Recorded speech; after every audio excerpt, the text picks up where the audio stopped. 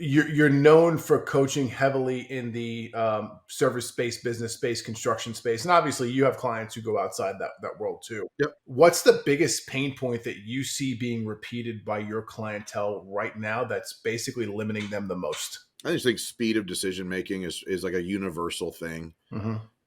They take forever to make decisions. Like there's nothing new in the industry, right? It's hard to find good help. Yep. It's hard to get, the material pricing is material pricing. It fluctuates all the time. Mm-hmm. Some things are up, some things are down right now, right? Like access to equipment's kind of the same for everybody. Like most of those problems are just universal. But if I look at the difference between a successful company with the same external influences, such as pricing, headcount, people, vendors, and someone who's not, it typically comes down to how aggressively do they make decisions. And what I mean by that is the people who sit there and have to like strategize out every possible variation of an outcome before making a decision lose every time to the person who like jumps out of the plane and puts a parachute on as they're going down. Yeah.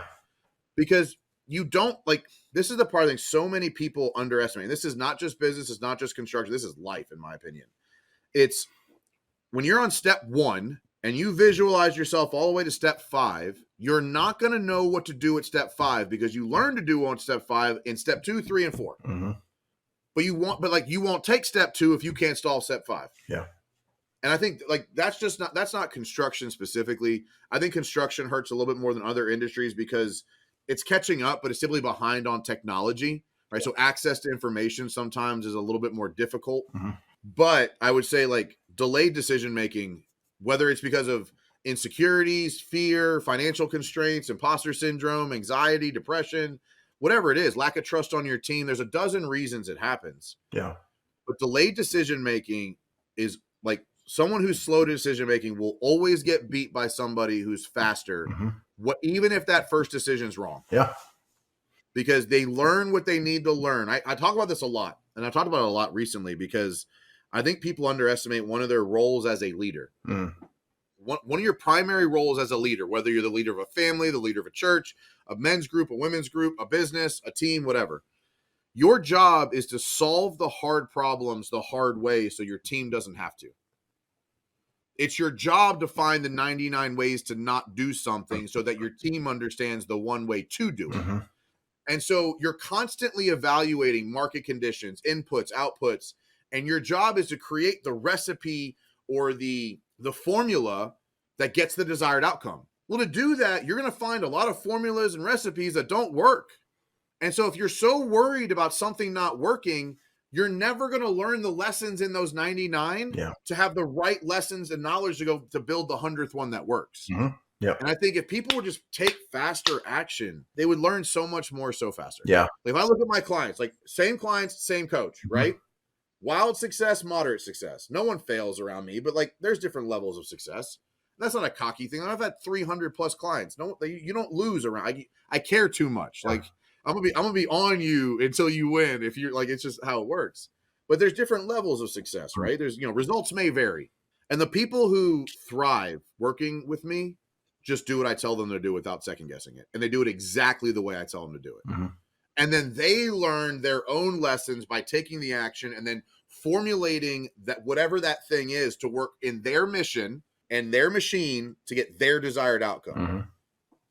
And like, that's just, I don't know if there's a specific in the business issue right now that's specific to my client base. Yeah.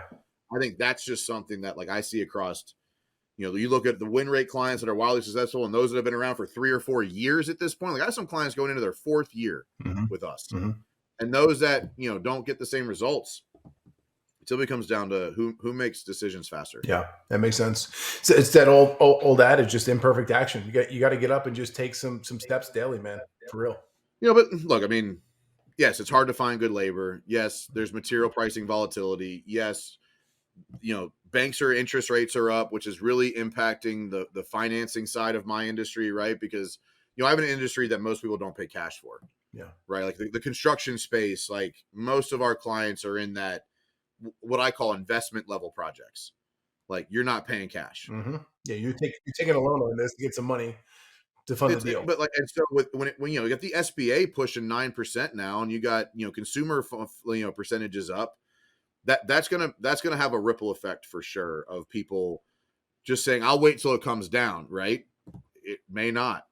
Mm-hmm. You know, I don't know, but there'll still be plenty of people buying. And what will happen is the top 20 or 30% who've been doing their job, building their brand, building their team, building their core values, building their clear mission will sustain, and the bottom 30% won't. Yeah. Because there'll still be people spending money, there's still be people doing projects, there's still be people with needs. Mm-hmm.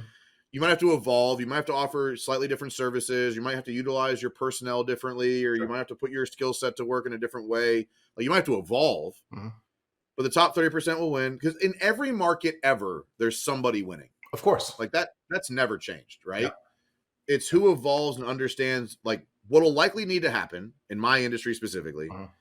is people have to go from high luxury elective work as their primary, the people that do that, to more service, like we'll say non-elective work, like restoration. Mm-hmm. Because like houses are still going to need work, houses are still falling apart, houses still have fires and floods, and you know at some point that high-end luxury market will go down a little bit. Yeah. It's also been improperly inflated for the last 2 or 3 years because of how much money got pumped into the economy. Yep. But I mean, so it's probably leveling out. It's probably still up from like 2019, but it's going to be down from 2020. 2020. Yeah. Yeah. It makes sense. So, you know, but those are the people that will survive. Yeah. They'll evolve their skill set to solve a more relevant today issue. Mm-hmm. Yeah. Because most companies have overinflated overhead right now from trying to hire up to the demand of the last couple of years. Mm-hmm. Either it's inflated in headcount or inflated in compensation because people are paying out the ass to get people the last 2 years. Yeah.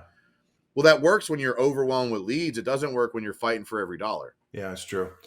And so there's a lot of employees that are going to get a rude awakening on what their actual value is coming up too. Yeah. You know, they're going to get let go and they're not going to be able to go find that 80, 90, 100 grand they were making when they shouldn't have been making 70. Yeah.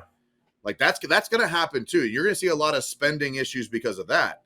You know, a lot of people built a lifestyle around an inflated compensation rate that respectfully the position wasn't worth. Not they're not worth as a human, Yeah. but the role within that company, it wasn't worth what people were paying for it. Mm-hmm. They were just trying to get or retain anybody. I'm not going to call it talent. They just wanted bodies.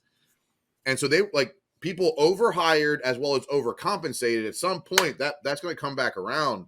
And when those people get laid off, the people that got comfortable getting, 20 or 30% above market value for a position, and no one's hiring at that rate, yeah, you're going to have some rude awakening for people who are holding out for a job paying 80, 90 grand when they're only worth 60 or 70. It's going to be an interesting what happens over the next couple of years, in my opinion. Yeah, I heard an interesting perspective on a podcast a couple months back. A financial dude came in there and was talking. He was saying the people who typically get hit the hardest are not the low end or low middle class. It's the upper middle class, the dads or the moms who are making 500 grand a year in the household combined. Those are the ones who get hit super hard when we have an economy dip like it potentially may happen in the next couple of months. Yeah.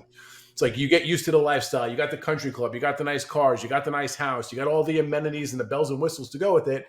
And then all of a sudden your bottom drops out and you've been living paycheck to paycheck for the last 2 years. And now what? Yeah. Right. And that's a real shitty situation for those involved. Yeah. And this is not a season of hiring C-level people. Correct. So no, it's a fair point. I can't disagree with it. Yeah, I agree.